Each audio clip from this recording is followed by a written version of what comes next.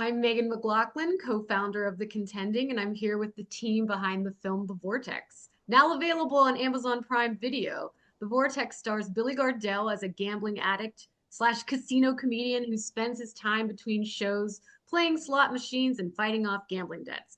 But is his luck about to change when a Paiute casino patron who tells him the Great Spirit might help him win?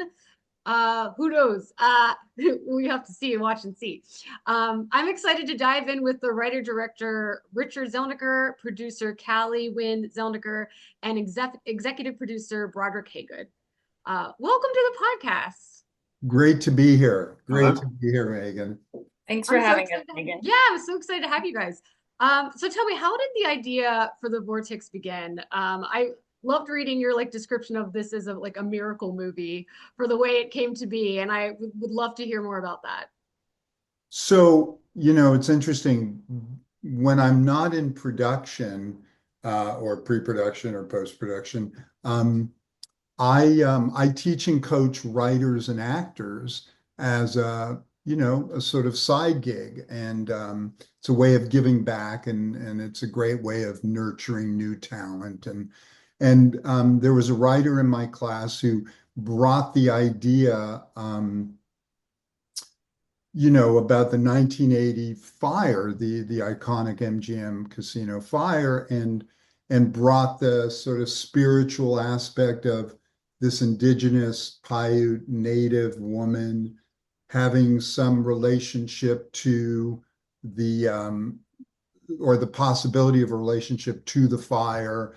And I found those elements incredibly interesting. So we started to nurture the script. He had a rough draft, and we started, those elements seemed really interesting. And in my personal life, my father was a compulsive gambler, and I always wanted to find a really interesting story about gambling, and not to take a story like, the guy under the bridge or the guy that's lost everything, but, living two lives, on the one hand, having, being a pretty decent guy, showing up in life, kind of, but having this, this proclivity to gambling, and this, this obsession, this, compulsive gambling albatross. And that was kind of my dad's life. And it was sort of interesting that this came along. And so we started nurturing it and developing it. And what came back is, as we were developing it,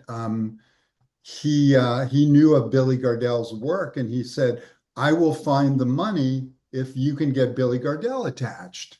And of course, Billy being someone who has been involved with, we've had a good, strong relationship, a working relationship, and it's turned into a good friendship over the years of wanting to work together. And we have some projects that Billy's attached to. And I thought, because Billy also has a thing with gambling, and, I'm not speaking out of turn, but he likes to, throw a dollar here or there in Vegas. And so I brought him the script when I felt like it was ready, and he immediately read and related to it, and really, really liked the character, and liked the idea of this fire, this question about how this fire really began. And Steve and I took a little liberty in suggesting that maybe, well, in the research, we found out that there really, the officials and the fire people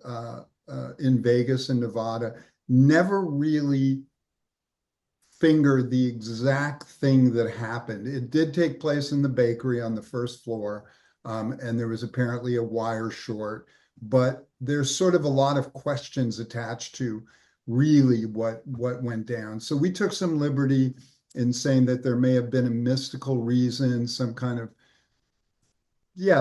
mystical reason behind the fire starting. And it's not to say that Jackie has a relationship and has a prophetic vision about the Great Spirit having something to do with the possibility, like the warning the threat of something happening and suggesting that Billy get out of Dodge before, and I don't want to give too much away. Yeah, I But know. that's how it sort of was born. Yeah. I was gonna say, how did Callie and Brodrick, how did you guys come on to the project? Well, Richard brought me a few scripts I remember at that time, and I think a few, most of them were from Stephen Barr, right? Or were there No, just that one. No, no, that no. one? That Okay. was the only one from. And that one resonated most with me. I was very intrigued by this Indigenous woman, and about the story, the background. Although it wasn't a driving force of the story, the fire. It was a very interesting backdrop. I hadn't heard of that fire. And so I was just kind of, oh, wow, I can't believe that I'd never heard of this huge fire that happened at the MGM Grand, which was a different hotel than what is currently the MGM Grand.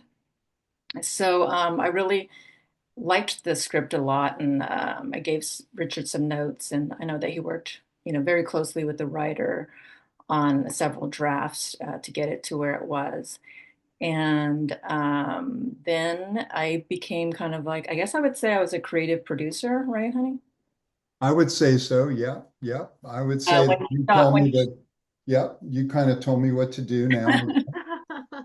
I was working full time at the time, so I was a creative producer in terms of the script. And I remember Richard would show me pictures once he got started production. He would show me pictures that the costume designer would send, and then I would send him ideas about like how I thought the hair should be, because it's 1980, so it's very Yeah, very different look than yeah. now. And you want it to be as accurate as it can be.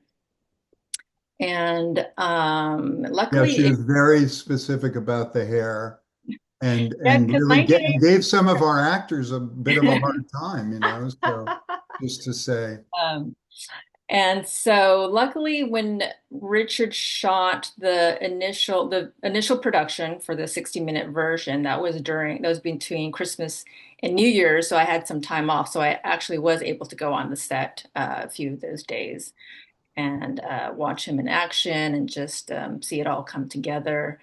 And then when he shot the additional footage, I wasn't working full time at the time, so I was able to be more hands-on as a producer, and even take on some of the line producing, because our original line producer was not available for the second kind of part two shoot.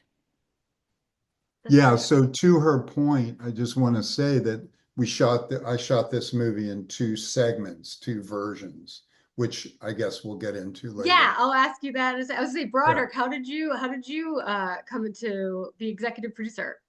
Well, that's part of that second segment. So I think the 60 minutes was already done.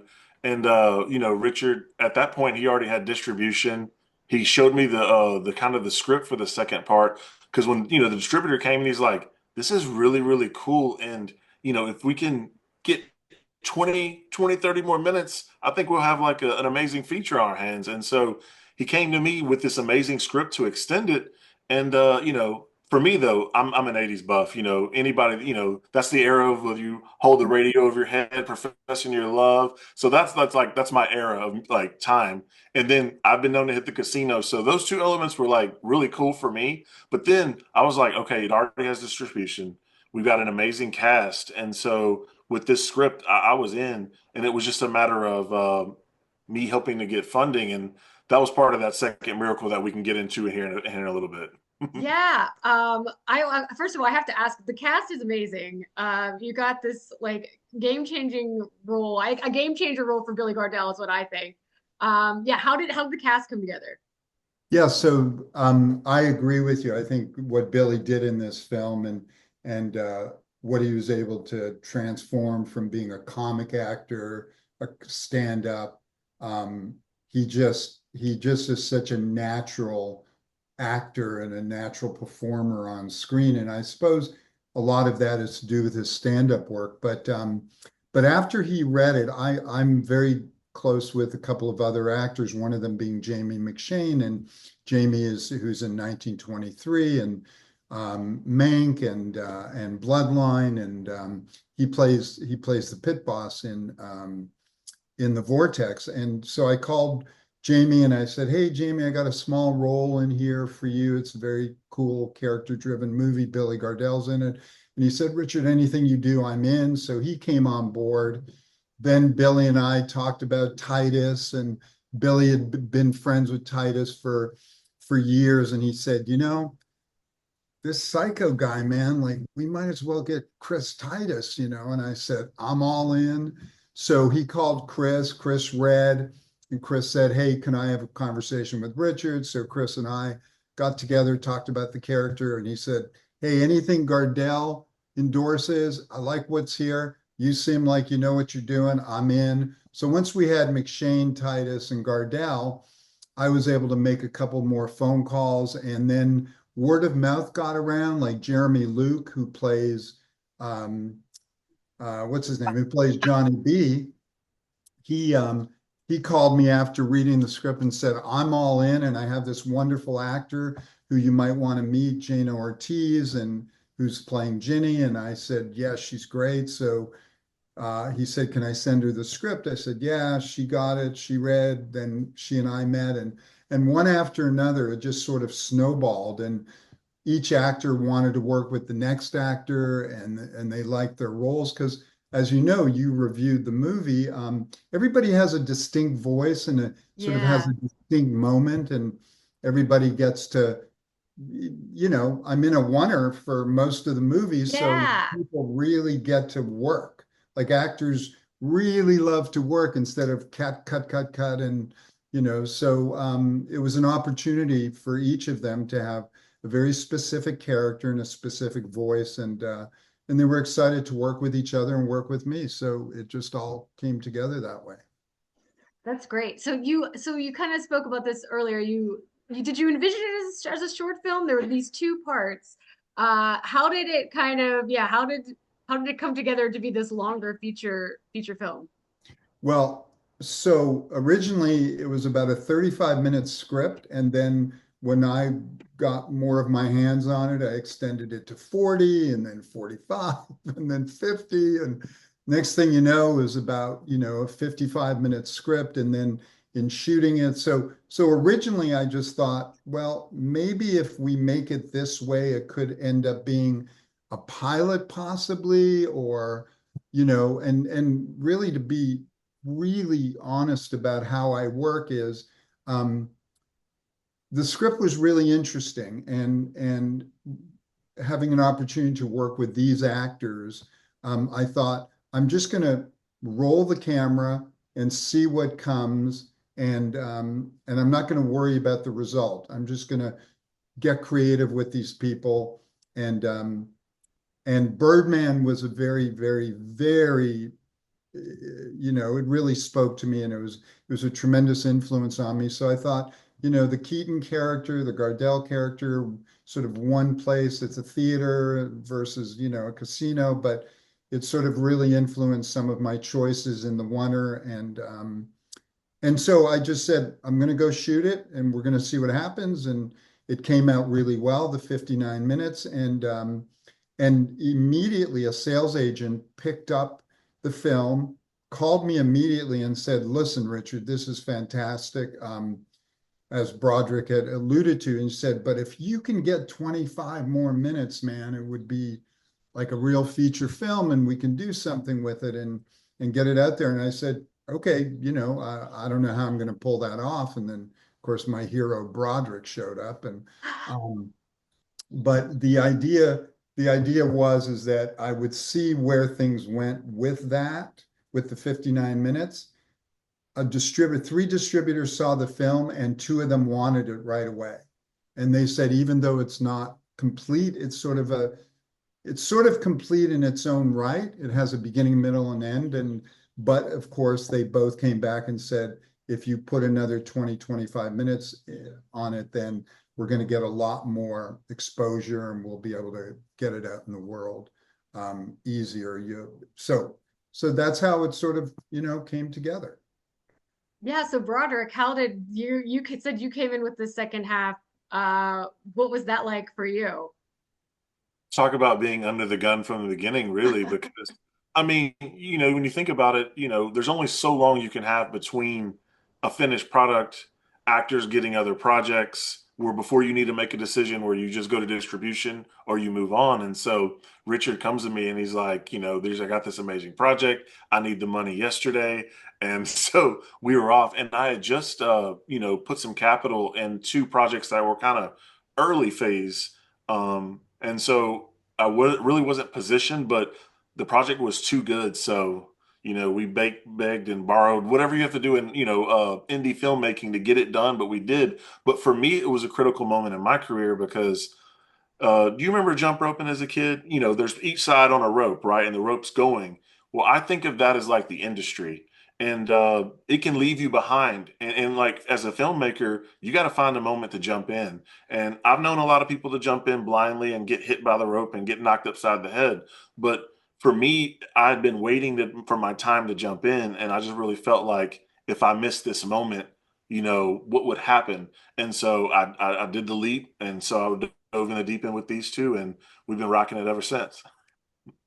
That's Well, amazing. and I must say, Brodrick and Callie and I have had a relationship for 3 years, whereby Callie and I wrote a romantic comedy script.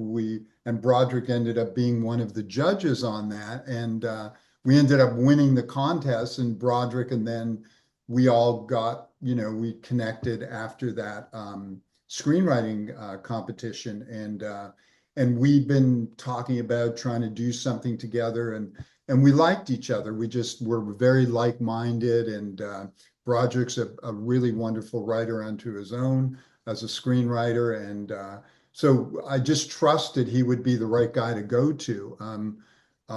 And I think there was a mutual trust and respect for one another, and for what we've been trying to do for a couple of years, and finding things. And it was sort of just it was the right chemistry, the right synchronicity, the right time, Yeah. is the way I see it.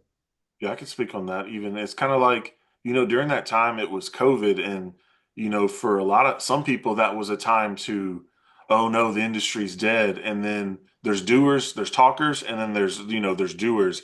And so Richard found a way to get it done. And so I was very intrigued. I was like, okay, so we're like one of the few films actually shooting during this time. And so the fact that we kind of persevered, now that the industry is still finding its footing in a lot of ways, but the fact that we were able to withstand that and continue to push forward, then makes me excited about not only what this film can do, but like what we're going to do in the future as well. How long Yeah. did it take to film total? Oh, well, that's again, miraculously, actual physical production days were 9. 9 days we Gosh, did. I know. that's And amazing. when we had our Q&A, a lot of really wonderful industry actors and producers were at our premiere, and they were all like, mouths open, like, how did you possibly get it done in 9 days? But we did something very smart. The actors were so excited to work on this, and because COVID, or we were just out of COVID actually, and people were just itching to work and wanting to work, and the material was really speaking to them. And I'm sort of an actor whisperer. I have very good relationships with actors, and I'm that guy, like, doer, like, let's just get it done, guys. We got 25 cents, let's get it done. And they're all in. Their agents all hate me because it's like, what are you paying them? And the managers are like, how did you get that guy? How did you? And I said, I have ways, I have ways. So we ended up actually rehearsing in our backyard. We just did, me and my DP, we put together, you Your know, camera uh, rehearsals. huh? Your camera rehearsals, right? Yeah, we did camera rehearsals for like about 6 weeks, and the actors would come in at different times, and we'd move camera around, and we sort of really prepped the crap out of it. And I'm a firm believer, as a filmmaker, as a director, like, prep, prep, prep, like athletes, Yeah. like, practice, practice, practice, game time, piece of cake. So we Yeah. were able to really move. We actually had some days where we finished we finished after a 10-hour day, and usually indie movies 14, 15 hours, and like, just don't tell SAG, blah, blah, blah. But we were able to finish up our days sometimes in 10 and a half hours because everybody was dialed in. Billy was dialed in. And I remember like Azita, you actually in your review mentioned that scene with Azita and Billy Yeah. was really, really moving and Yeah, touching. it was really They moving. would be rehearsing right back here. They did a couple of, and they got really into it. And yeah, the actors were very committed. And with a oneer, I ended up doing 11 or 12 takes, but it's 4 minutes or 5 minutes. Then you set up again and you go again and go again. And so I guess my answer to any filmmakers is prep the crap out of everything you do. And then on the day, you're going to you're really going to deliver. Yeah, That's and with great. the oneer, it was absolutely essential to do the camera rehearsal because yes, Yeah. aside from the rehearsals with the talent, um, Richard and the DP, who was also the camera operator for most of the production, were in the back, and then they had these boxes set up in our backyard that you see right there that were supposed to be the slot machines.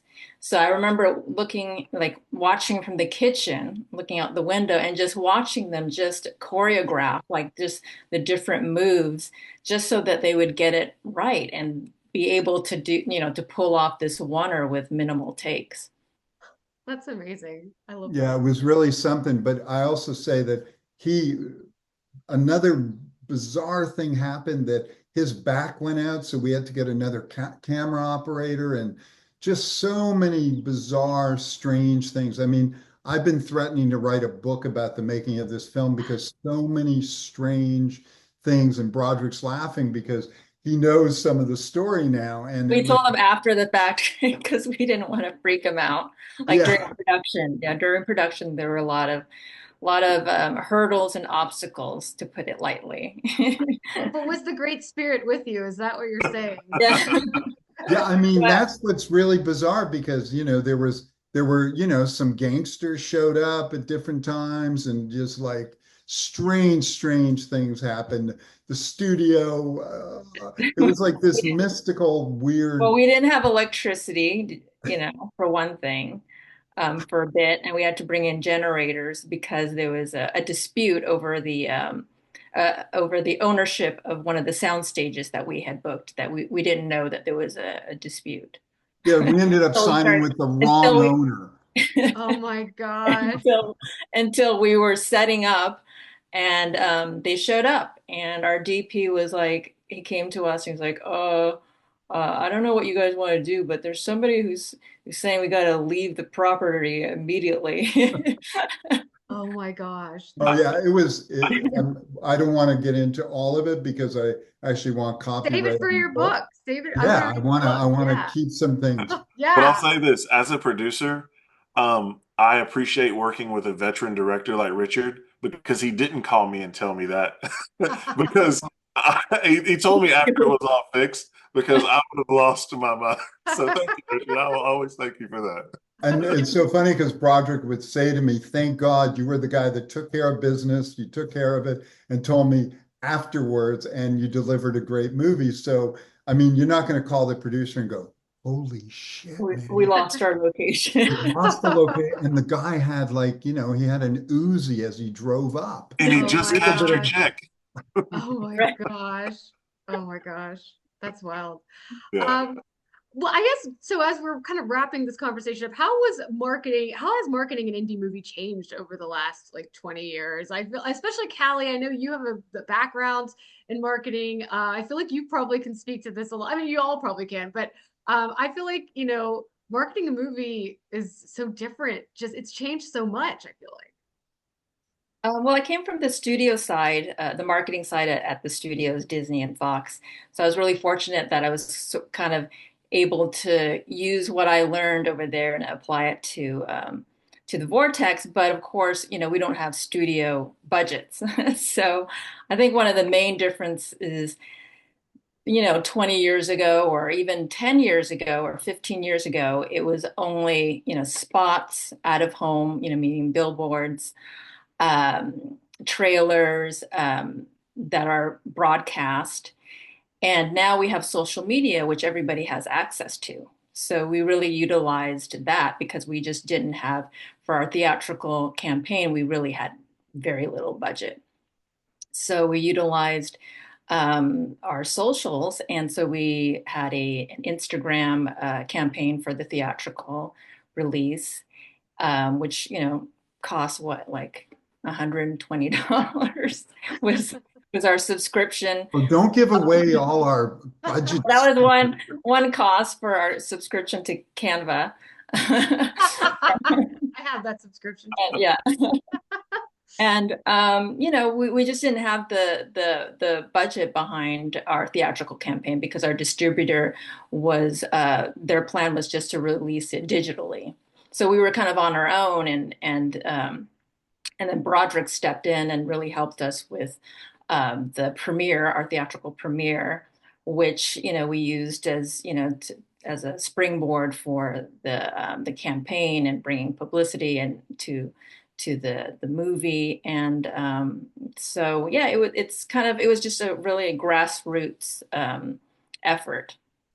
Yeah. Well, I'd like to speak to the theatrical, if I may, like how all that went down, because it's really interesting, like talking about it being a new time in indie filmmaking, and whether it's Sean Baker or it's Richard Zelniker, directors that really have to take a hold of their films and go out there.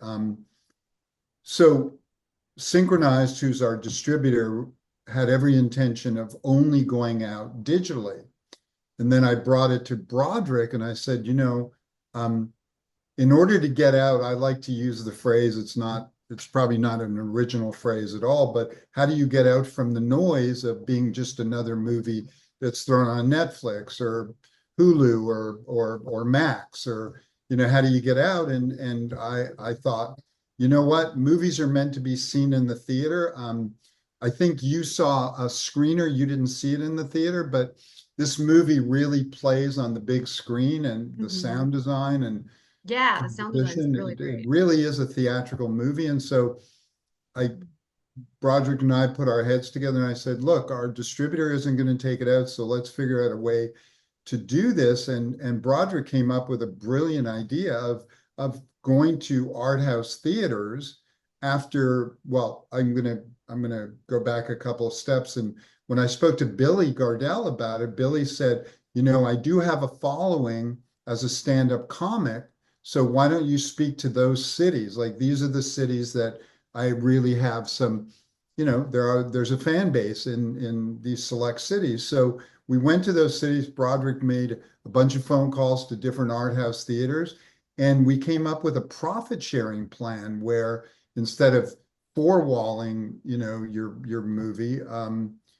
it was a profit share experience for us, and they came in and agreed that it would be a great opportunity. And because unfortunately theaters are suffering terribly now, they thought this whole idea was a great opportunity, and Billy Gardell had some juice, and so Brodrick and I just took the bull by the horns and said, let's go for it. And we got into 5 cities, and I proudly want to say that we ended up with 10.5 heads per screen, and we beat out all the well, not all the big movies, but we came in second or third place per theater against each screen, like Paddington or Captain America, and that's pretty darn good, I think.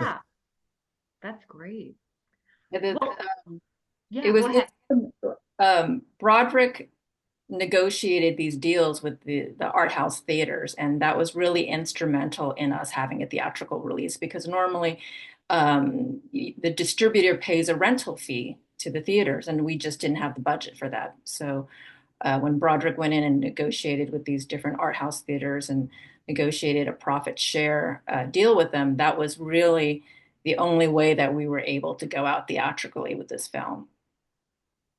wow. Yeah, it was really Yeah, I will speak to that real quick. It was a great lesson for me because, that was a big 101 on distributing for me. But some people think, that there's going to be some magical solution or, money always saves you. But it was just old school, pick up the phone book, dial 100 theaters, get rejected, and just keep pushing until you find someone that'll talk to you. And they're like, oh, I love Billy Gardell. So one lady was like, she owned a theater. She's like, oh, I wake up and watch Mike and Molly still today this morning. And so just having conversations and like they said earlier, really it was really grassroots. But yeah, we ended up getting in 5 major cities across and doing well, and it got us, critical reviews and just really created some momentum behind our film going into digital. So it was really cool. Yeah, and to Broderick's point, we also a couple of them said send the movie ahead, and they responded really well to the movie and said, yeah, we're in, So yeah, so it's been really nice. It's been a great experience, and now we still have to get out from the noise, and that's why we're doing these podcasts and interviews so that we can get people to drive people to Prime and to these other platforms that we're coming at. I think in the next 60 days, we're going to be, we will definitely be on Apple TV, Apple iTunes, and a couple of other platforms. That's great. That's so exciting. Well, thank you so much for this conversation. This was so fun. And yeah, everybody should check out your film on Amazon Prime Video, The Vortex. Check it out.